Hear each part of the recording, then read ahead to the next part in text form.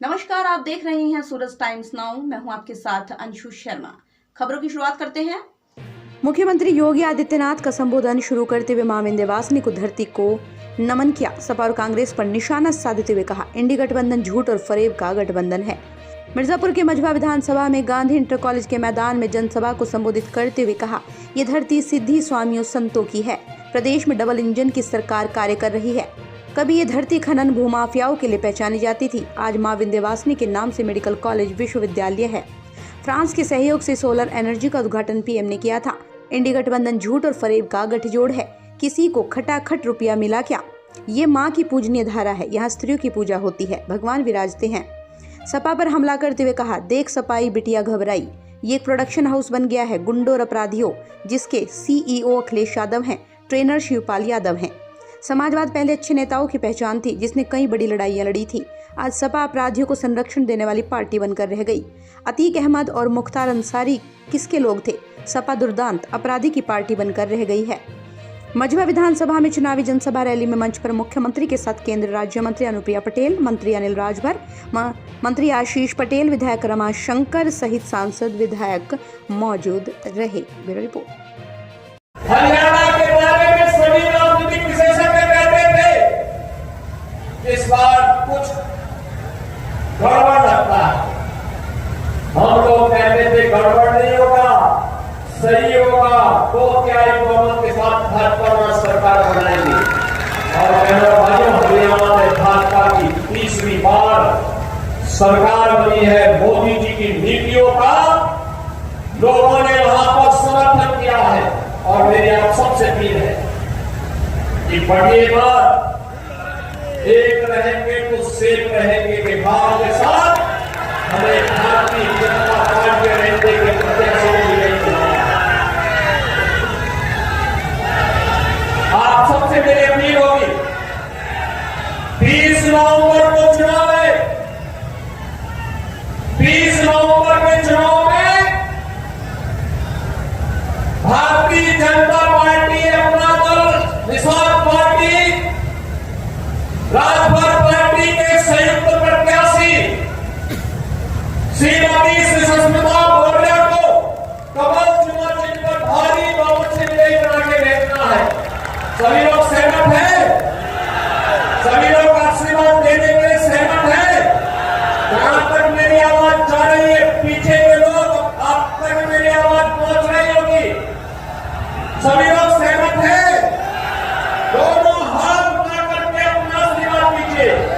Party है यहां हर दुर्दांत mafia और अपराधी का प्रोडक्शन हाउस बन गया है। यानी यहां इसे पैदा होते हैं, यही से लूट खसोट करते हैं, अराजकता फैलाते हैं और फिर जनता को गुमराह करने की बात भी करते हैं।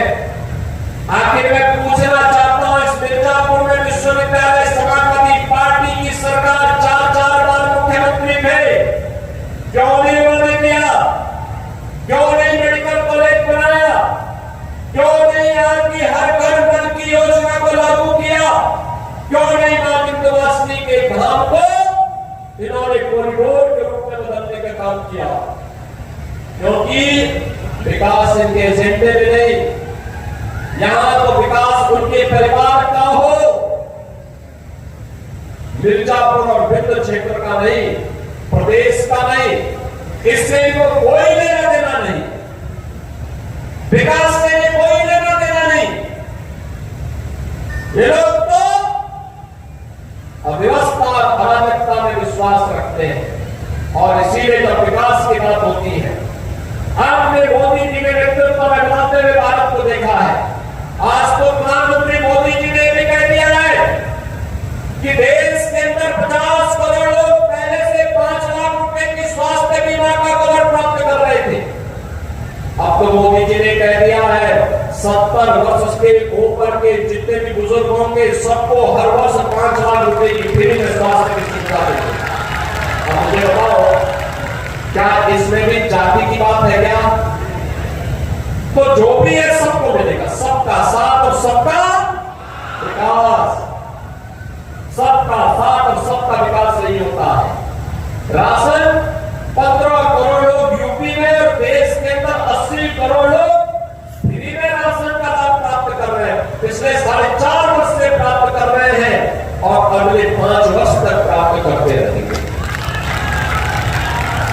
आप सोचिए 4 करोड़ गरीबों के मकान बन गए, अकेले यूपी के अंदर 56 लाख गरीबों के मकान बन गए,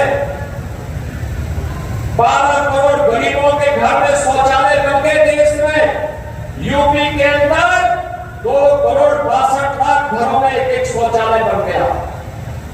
बहनों और भाइयों, 10 करोड़ गरीबों के घर में उज्ज्वला योजना का कनेक्शन पहुंच गया। और हम लोगों ने तय किया है कि होली और दीपावली में फ्री में एक भरावा सिलेंडर उपलब्ध करवाएंगे। वह आज वर्तमान में भी मिल रहा है।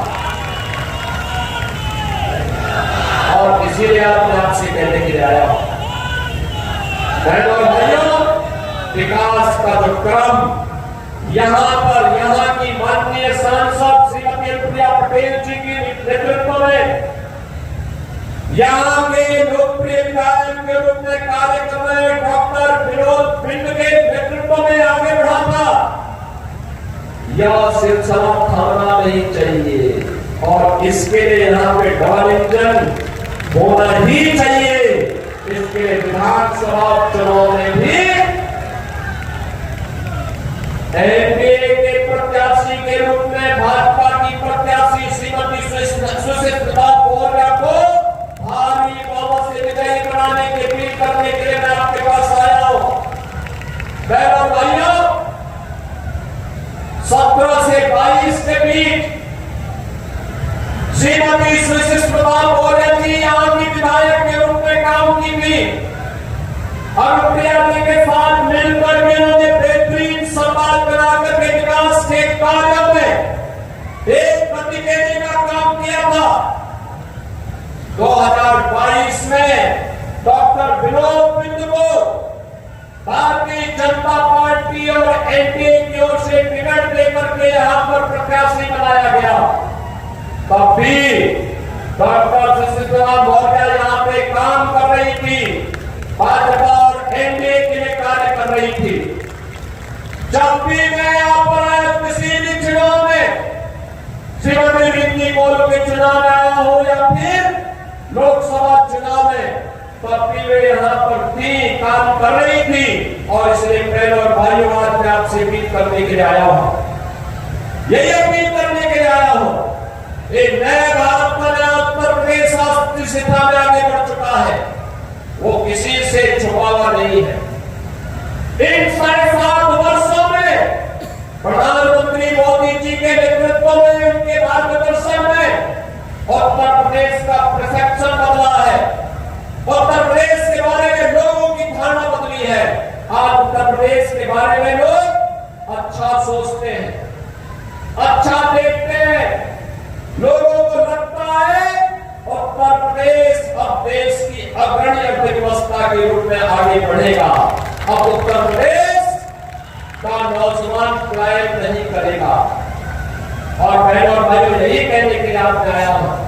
आप सोचिए, 1 करोड़ परिवारों को तो वर्तमान में डबल इंजन की भाजपा एनडीए की सरकार 12,000 रुपये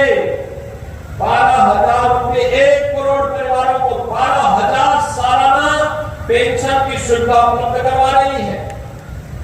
12 करोड़ किसानों को, जिसमें 2 करोड़ 62 लाख किसान अकेले यूपी के हैं, इन्हें 6,000 रुपये सालाना प्रधानमंत्री किसान सम्मान निधि का लाभ प्राप्त हो रहा है। बहनों और भाइयों, भारतीय जनता पार्टी और एनडीए आप सबकी ताकत के बल पर विकास और विरासत का जो मॉडल खड़ा कर रही है, इसी में आने वाली पीढ़ी का भविष्य उज्जवल बनने वाला है। और इसीलिए भारतीय जनता पार्टी बार बार कह रही है, हम लोग आपसे बार बार कह रहे हैं कि लोकसभा चुनाव के दौरान जिन्होंने अफवाह फैलाई थी, जिस प्रकार का इन्होंने दुष्प्रचार किया था, उसका पर्दाफाश हो चुका है। चुनाव संपन्न हो गए, मोदी की तीसरी बार प्रधानमंत्री बन गए। तीसरी बार प्रधानमंत्री बनने के बाद भी आज भी बाबा साहब भीमराव अम्बेडकर के द्वारा बनाया गया संविधान वैसे ही है। आज भी इसी प्रकार का सम्मान सबको प्राप्त हो रहा है। कहीं आरक्षण समाप्त नहीं हुआ है। और बहनों भाइयों, जिन्होंने झूठ बोला था कि लोकसभा चुनाव के बाद खटाखट 1 लाख रुपया खाते में आ जाएगा, वह भी नहीं आया है। यह भी आपने इनका एक और झूठ को बेनकाब कर दिया है। और इसीलिए हम कह रहे हैं, बटिए मत,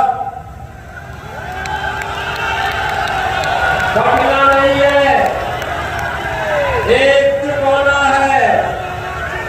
देखो, हरियाणा ने निर्णय ले लिया है। हरियाणा के बारे में सभी राजनीतिक विशेषज्ञ कहते थे उसके लिए हाथ नहीं फैलाता है, बल्कि विकास स्वयं उनके पास आता है।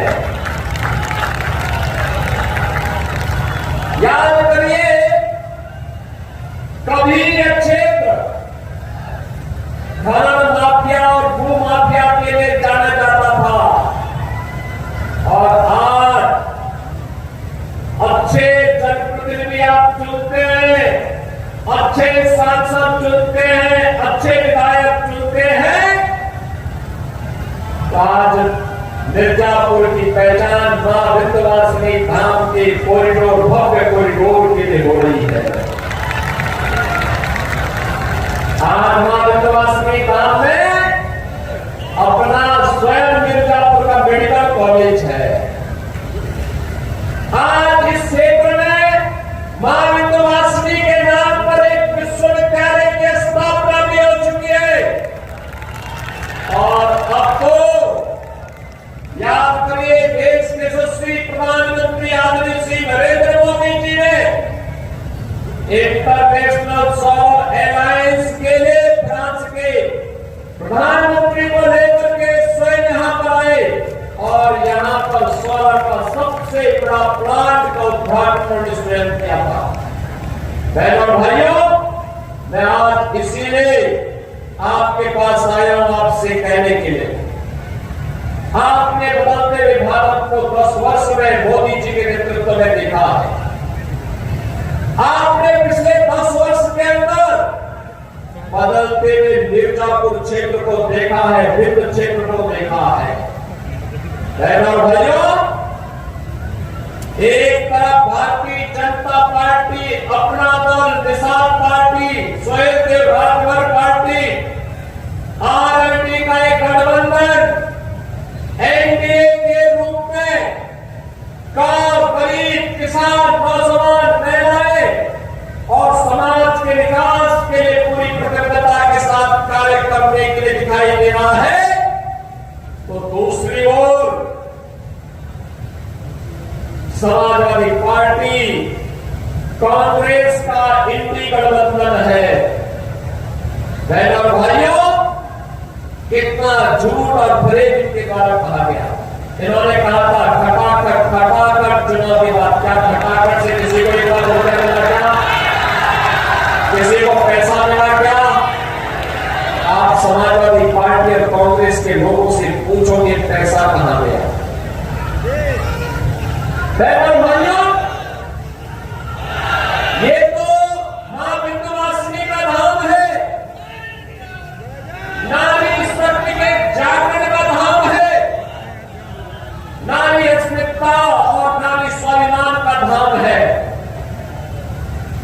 और हमारी परंपरा में कहते हैं, यज्ञ नारस्व पूजते रमते पत्र देवता, जहां साक्षात मां विंध्यवासिनी स्वयं विराजमान होकर के, मां श्री स्वयं विराजमान होकर के अपने आशीर्वाद बरसा रही हो, उस पावन धरा समाजवादी पार्टी के लोगों ने तो आज वह भी नहीं छोड़ा। बहनों भाइयों, देव सफाई बिटिया घबराई, आज आप देख सकते हैं। और मैं इसीलिए आपसे कहने के लिए आया हूं, अयोध्या में एक निषाद बिटिया के साथ इन समाजवादी पार्टी के नेता मुइन खान के द्वारा क्या व्यवहार किया गया था। अब आप बताओ, हो, इसमें क्या कार्रवाई नहीं होनी थी? क्या कार्रवाई होनी चाहिए थी ना? और हम लोगों ने जब कार्रवाई की तो ऐसे लगा जैसे समाजवादी पार्टी के नेता जमीन आसमान ठीक कर देंगे। कन्नौज में एक बेटी के साथ किस प्रकार का व्यवहार समाजवादी पार्टी के नेता के द्वारा किया गया, और इसीलिए मैं कह रहा हूं, देख सफाई, बिटिया घबराई, ये समाजवादी पार्टी आज यहां तो एक प्रोडक्शन हाउस बन गया है माफिया और अपराधियों को पालने का। प्रोडक्शन हाउस है, यानी जहां पर हर दुकान अपराधी, हर दुकान माफिया, हर दुकान दुष्कर्मी जहां से पैदा होता है, और इसके सीईओ अखिलेश यादव है, इनका ट्रेनर शिवपाल यादव है।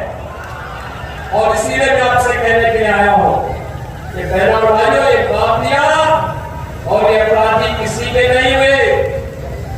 जहां जाएंगे पूरी संपत्ति हड़प लेंगे, गरीब को उजाड़ देंगे, कमजोरों को पर अत्याचार करेंगे, बेटी और बहन की इज्जत पे हाथ डालने का काम करेंगे। कभी समाजवादी आंदोलन देश का एक आदर्श आंदोलन माना जाता था।